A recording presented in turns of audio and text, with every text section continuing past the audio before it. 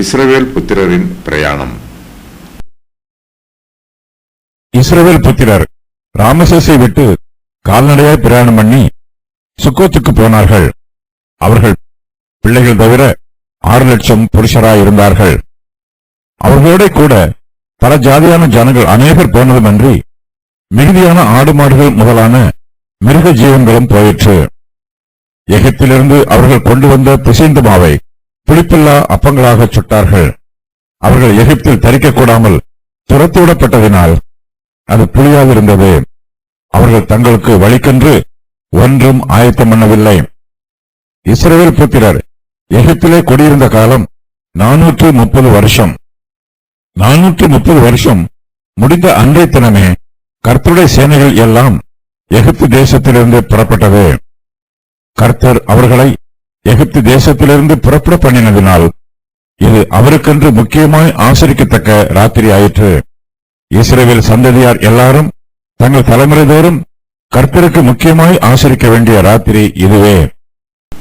இஸ்ரவேல் புத்திரர் எகிப்து தேசத்தை விட்டு புறப்பட்டு போகிறார்கள். பார்வோனுடைய மனதிலும் நல்ல மாற்றம் உண்டாயிருக்கிறது.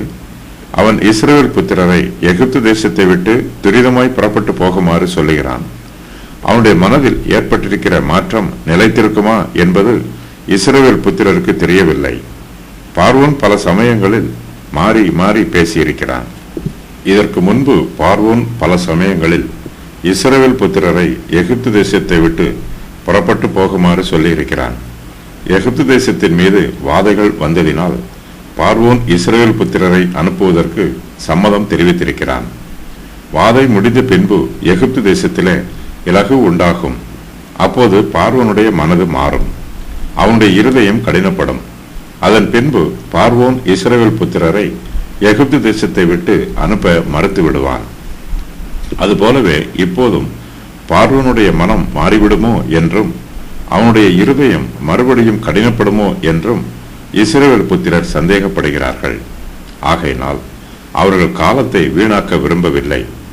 எகிப்தியரும் இஸ்ரவேல் புத்திரரை தங்கள் தேசத்திலிருந்து புறப்பட்டு போகுமாறு துரிதப்படுத்துகிறார்கள்.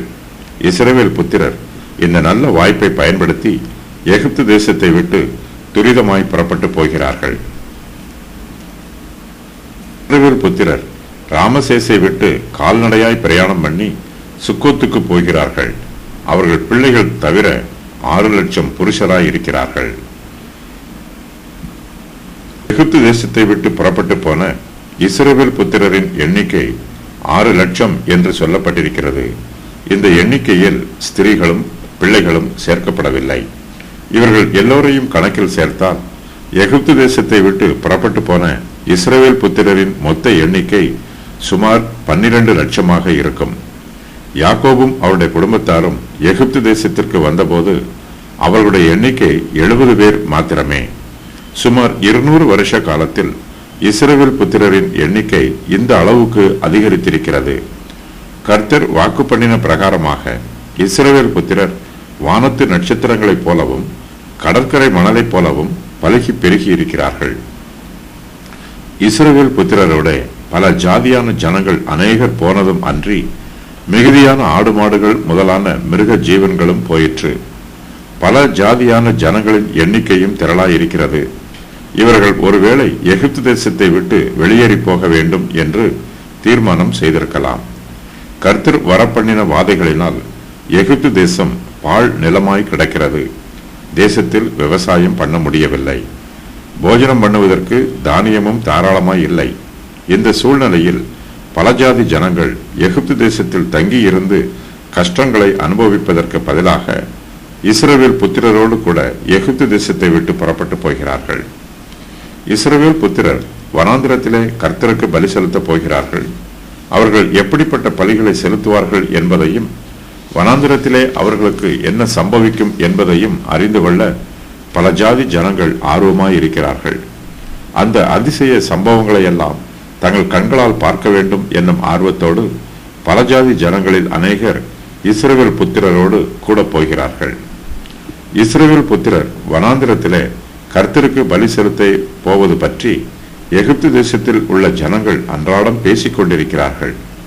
கர்த்தருடைய மகிமை வனாந்திரத்திலே பிரத்யட்சமாக வெளிப்படும் என்னும் எதிர்பார்ப்பு இஸ்ரவேல் புத்திரர் மத்தியிலே இருக்கிறது. அவர்கள் தங்கள் எதிர்பார்ப்பை பல ஜாதி ஜனங்களிடத்தில் சொல்லும்போது கர்த்தருடைய மகிமையை காண வேண்டும் என்னும் ஆர்வம் பல ஜாதி ஜனங்களுடைய மனதிலும் உண்டாயிற்று. இதற்காகவும் பல ஜாதி ஜனங்களில் அநேகர் இஸ்ரவேல் புத்திரரோடு கூட எகிப்து தேசத்தை விட்டு புறப்பட்டு போகிறார்கள். பல ஜாதி ஜனங்களில் அநேகருக்கு இஸ்ரவேல் புத்திரரோடு தாங்களும் ஏன் போக வேண்டும் என்பது கூட தெரியவில்லை. இஸ்ரவேல் புத்திரர் திரளான எண்ணிக்கையில் புறப்பட்டு போகும்போது பல ஜாதி ஜனங்களும் காரணம் தெரியாமலேயே கூட்டத்தோடு கூட்டமாக சேர்ந்து கொள்கிறார்கள். பல ஜாதி ஜனங்கள் தங்களோடு கூட எகிப்து தேசத்தை விட்டு ஏன் புறப்பட்டு வருகிறார்கள் என்பது இஸ்ரவேல் புத்திரருக்கும் தெரியவில்லை. பிற்காலத்தில் இந்த பல ஜாதி ஜனங்கள் தங்களுக்கு கண்ணிகளாக ஆவார்கள் என்பது இஸ்ரவேல் புத்திரருக்கு தெரியவில்லை. பின்பு அவர்களுக்குள் இருந்த பல ஜாதியான அந்நிய ஜனங்கள் மிகுந்த இச்சை உள்ளவர்களானார்கள். இஸ்ரவேல் புத்திரரும் திரும்ப அழுது, நமக்கு இறைச்சியை புசிக்க கொடுப்பவர் யார்? நாம் எகிப்திலே கிரயமில்லாமல் சாப்பிட்ட மச்சங்களையும் வெள்ளரி காய்களையும் கொம்மட்டி காய்களையும் கீரைகளையும் வெண்காயங்களையும் வெள்ளை பூண்டுகளையும் நினைக்கிறோம். இப்பொழுது நம்முடைய உள்ளம் வாடிப்போகிறது. இந்த மன்னாவை தவிர நம்முடைய கண்களுக்கு முன்பாக வேறொன்றும் இல்லையே என்று சொன்னார்கள். எண்ணாகமம் 11:4-6 வரையிலும்.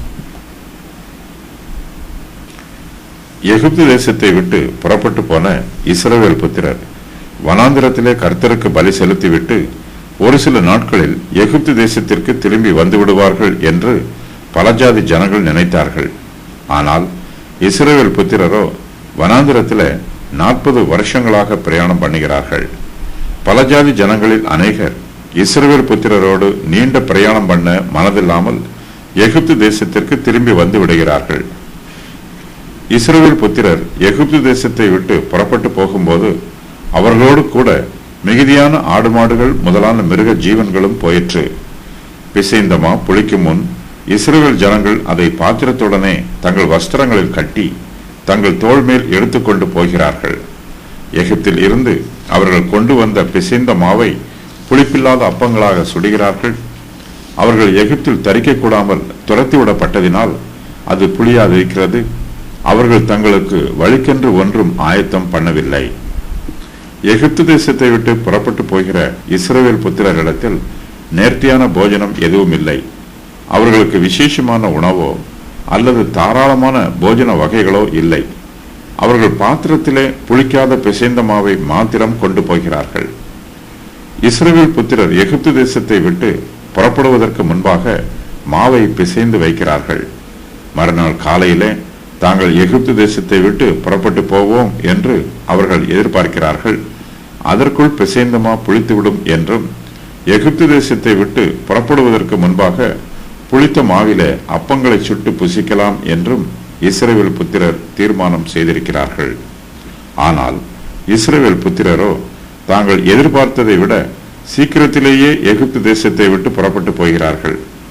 எகிப்து தேசத்தாரும் இஸ்ரவேல் ஜனங்களை தங்கள் தேசத்திலிருந்து துரிதமாய் அனுப்பிவிடுகிறார்கள். இஸ்ரவேல் புத்திரர் எகிப்து தேசத்தை விட்டு தீவிரமாய் புறப்பட்டு போக வேண்டியதாயிற்று. பிசைந்தமா புளிக்கும் வரையிலும் இஸ்ரவேல் ஜனத்தாரால் எகிப்து தேசத்திலே தங்கியிருக்க முடியவில்லை. அவர்கள் பிசைந்தமா புளிக்கும் முன் அந்த மாவை பாத்திரத்துடனே தங்கள் வஸ்திரங்களிலே கட்டி தங்கள் தோள் மேல் எடுத்துக்கொண்டு எகிப்து தேசத்தை விட்டு புறப்பட்டு போகிறார்கள். இஸ்ரவேல் புத்திரர் ராமசேசை விட்டு கால்நடையாய் பிரயாணம் பண்ணி சுக்கோத்திற்கு வருகிறார்கள். அங்கே அவர்களுக்கு போஜனம் தேவைப்படுகிறது. அவர்களிடத்தில் உள்ள மாவோ புளிப்பில்லாத மாவாக இருக்கிறது. ஆனாலும் எகிப்திலிருந்து தாங்கள் கொண்டு வந்த பிசைந்த மாவை புளிப்பில்லாத அப்பங்களாக சுட்டு அதை புசிக்கிறார்கள். இஸ்ரவேல் புத்திரர் சுக்கோத்தில மிகவும் எளிமையான போஜனத்தை புசிக்கிறார்கள். ஆனாலும் அந்த போஜனத்தை அவர்கள் மிகுந்த சந்தோஷத்தோடு புசிக்கிறார்கள். அவர்கள் இதுவரையிலும் எகிப்து தேசத்திலே அடிமைத்தனத்தின் வேதனைகளை அனுபவித்து போஜனம் பண்ணினார்கள். இப்போதோ விடுதலையோடு போஜனம் பண்ணுகிறார்கள். இஸ்ரவேல் ஜனத்தார் எகிப்து தேசத்தை விட்டு புறப்பட்டு விடுதலையோடு போஜனம் பண்ணுவது இதுவே முதலாவது சம்பவமாகும். கர்த்தர் ஆபிரகாமுக்கு வாக்குத்தத்தம் பண்ணி 430 வருஷம் ஆயிற்று. அந்த வாக்குத்தத்தம் இப்போதுதான் நிறைவேறுகிறது. இஸ்ரவேல் புத்திரர் 430 வருஷங்களாக கர்த்தருடைய வாக்குத்தத்தம் நிறைவேறும் என்று காத்திருக்கிறார்கள். பல வருஷங்களாக நிறைவேறாத வாக்குத்தத்தம் இப்போது நிறைவேறுகிறது. கர்த்தர் வாக்கு மாறாதவர்.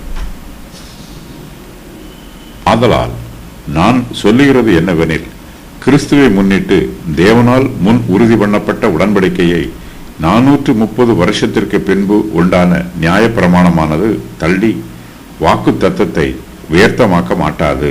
கலாத்தியர் 3:17. இஸ்ரவேல் புத்திரர் எகிப்திலே குடியிருந்த காலம் 430 வருஷம். 430 வருஷம் முடிந்த அன்றைய தினமே கர்த்தருடைய சேனைகள் எல்லாம் எகிப்து தேசத்தில் இருந்து புறப்படுகிறது. இஸ்ரவேல் புத்திரர் எகிப்து தேசத்தில் இருந்த கடைசி ராத்திரியிலே தங்கள் வீடுகளிலே பஸ்காவை புசித்தார்கள். அது கர்த்தருடைய பஸ்கா. நம்முடைய கர்த்தராகிய இயேசு கிறிஸ்து தாம் காட்டிக் கொடுக்கப்பட்ட அன்று ராத்திரியிலே கடைசியாக ராப்போஜனம் பண்ணினார். இஸ்ரவேல் புத்திரர் கர்த்தருடைய பஸ்காவை புசிக்கும் போது அவர்கள் எகிப்தின் அடிமைத்தனத்திலிருந்து விடுவிக்கப்பட்டார்கள். புதிய ஏற்பாட்டு காலத்து விசுவாசிகளாகிய நம்மை நம்முடைய கர்த்தராகிய இயேசு கிறிஸ்து நம்முடைய பாவத்தின் அடிமைத்தனத்திலிருந்து விடுதலை செய்திருக்கிறார். எகிப்து தேசத்தில் அடிமைகளாக இருந்தவர்கள் கானான் தேசத்தை நோக்கி பிரயாணமாய் புறப்பட்டு போனார்கள். புதிய ஏற்பாட்டு காலத்து விசுவாசிகளாகிய நாமோ பரம கானானை நோக்கி பிரயாணம் பண்ணுகிறோம். நம்முடைய கர்த்தராகிய இயேசு கிறிஸ்து நம்மை கரம் பிடித்து அழைத்து கொண்டு போகிறார். நாம் இயேசு கிறிஸ்துவின் அடிச்சோடுகளை பின்பற்றி பரம கானானை நோக்கி பிரயாணமாய் போகிறோம். கர்த்தர் இஸ்ரவேல் புத்திரரை எகிப்து தேசத்தில் இருந்து புறப்பட பண்ணினதினால் இது அவருக்கென்று முக்கியமாய் ஆசரிக்கத்தக்க ராத்திரி ஆயிற்று.